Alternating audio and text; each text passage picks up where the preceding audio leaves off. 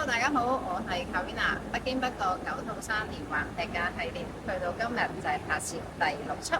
好多謝大家嘅支持，之前拍嘅單位有90成單位已經售出咗啦。咁所以今日一有新單位推出，就即刻上嚟拍片介紹俾大家。咁我今日就會同大家介紹翻一個3000尺嘅洋房同埋一間1600尺嘅分層單位。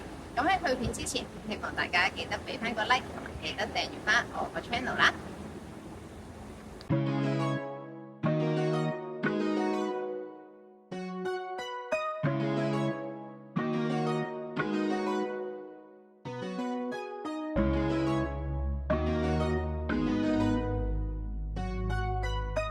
我就會同大家介紹一間3000尺嘅洋房單位。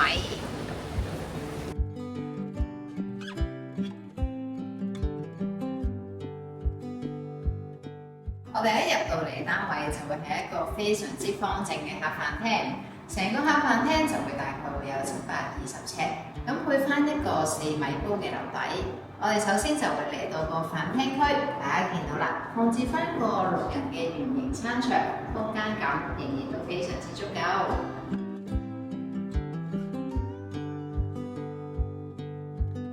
再過到嚟呢邊就係會做翻個客廳區，長形嘅客飯廳，呢邊放完2邊梳化，後面都可以做翻一個娛樂區，打下麻雀啊，放翻電視櫃咁樣。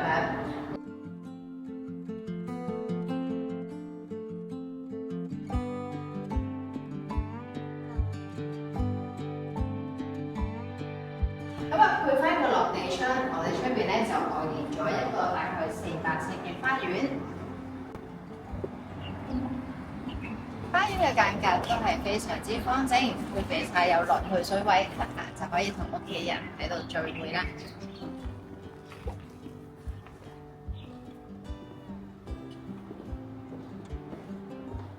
咁我哋就再翻嚟就睇埋廚房嘅位置。咁喺呢一層都會有翻一個浴室，平時有賓客嚟嘅時候就可以使用呢個浴室。咁呢度嘅廚房咧就會係 L 型嘅設計，咁亦都配備翻各式各樣嘅名牌家電。嚟到呢邊有一個長形嘅台面，後邊配翻一個超大嘅採光窗。咁成個廚房咧儲物空間都非常之多，咁我相信2、3個人同時喺度煮飯都冇問題。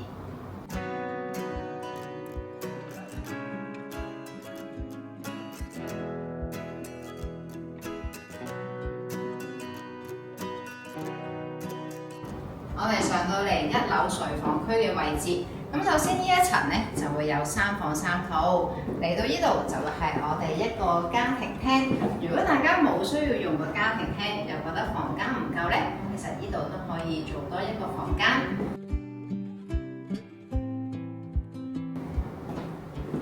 第一間套房嘅設計咧就會設計成一個書房，景觀就會望翻自己個內院。呢個浴室咧就會配備翻個淋浴間，就設有窗戶，係一個名次嘅設計。好啦，我哋而家就過另一邊睇埋另外2間套房。咁呢間套房設計就會係一個小朋友房，有啲比較活潑啲嘅設計。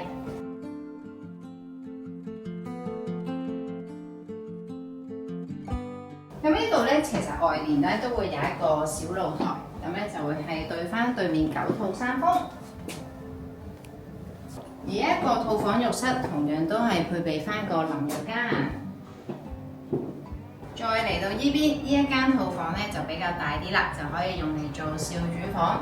可以見到放完雙人床之後做到雙邊落床，跟住就配備翻2隻大窗，亦都係外連咗一個露台。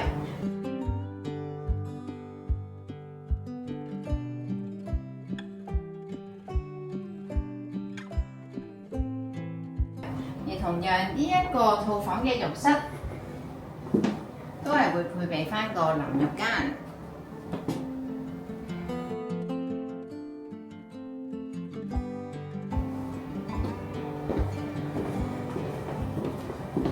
跟住我哋再上多一層，全層都係主人房嘅位置，即刻同大家上去睇下。到我哋2樓呢一層，全層都會係主人房嘅位置。成個主人房非常之大，可以話分開咗2個部分。首先同大家睇咗休息區先。喺呢邊其實可以按照翻你哋嘅需要做翻書房，或者好似而家發展商嘅原意咁，做翻個休息區。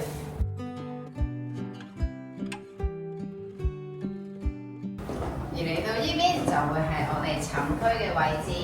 見到啦，成個寢區間隔非常之方正，好容易擺放家具。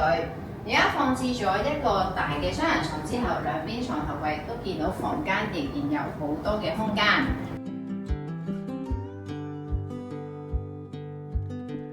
咁呢度咧亦都會有一個弧形大窗，採光非常之好。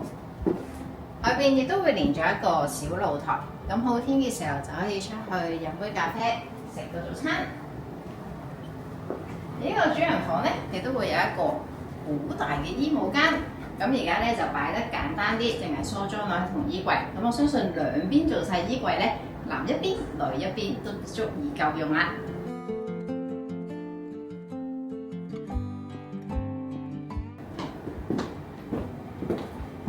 而主人房嘅浴室就都係配備翻個雙洗面盆、淋浴間同埋一個鵝蛋型嘅浴缸，仲會有一個大窗。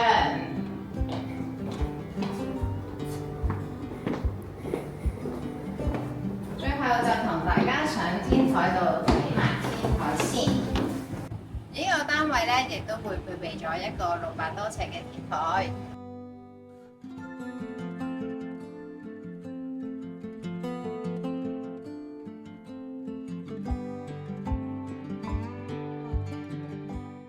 然後就會再同大家介紹翻呢一套實用面積有1573尺4房雙套嘅分層單位。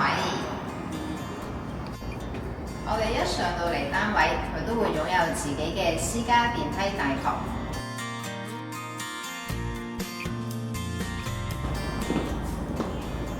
入到嚟就會係一個比較方正嘅客飯廳，成個客飯廳嘅面積就會大概有460尺。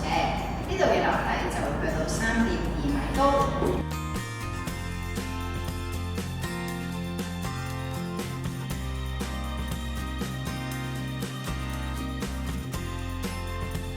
呢個單位亦都喺客廳度外連咗一個26尺嘅大露台。咁因為佢個露台門可以全部打開，咁出邊咧就會係望翻山景，好似成幅畫咁樣影入眼簾。咁呢個單位就會係向翻西南，我哋入翻嚟呢度，咁我哋經呢度咧，咁呢邊就可以用翻嚟做翻一個飯廳區。咁首先同大家睇咗廚房先。咁呢度個單位嘅廚房咧就會用白色系嘅設計，喺我右手邊就會一排長形嘅台面，咁啊儲物空間都非常之多。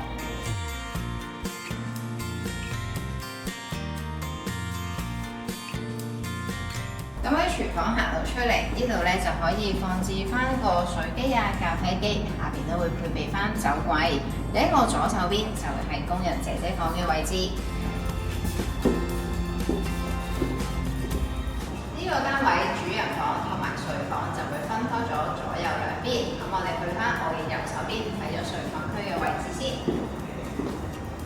咁穿過走廊，首先會有個浴室，浴室就會配備翻個淋浴間。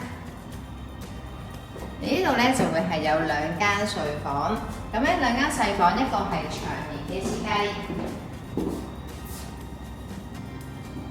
而另一間咧就會係方正嘅設計。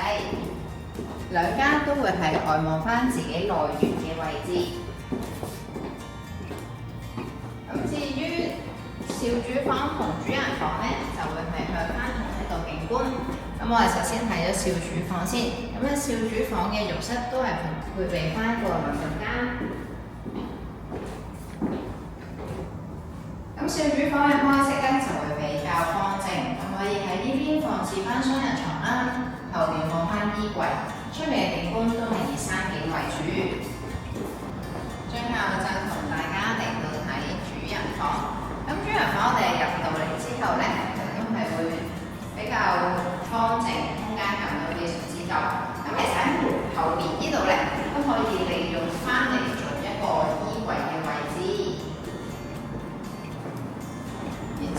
嘅浴室就係配備翻基本嘅5件套，咁樣雙洗嘅盆浴缸同埋淋浴間。咁我今日嘅介紹就嚟到呢度，有關今日介紹嘅單位，大家都可以喺下邊資訊欄度睇到。如果有啲咩查詢嘅，就歡迎隨時撳翻下邊嘅連結聯絡翻我。如果大家中意條片嘅，就記得俾翻個 like 同埋記得訂閱翻我個 channel 啦。我哋下條影片再見，拜拜。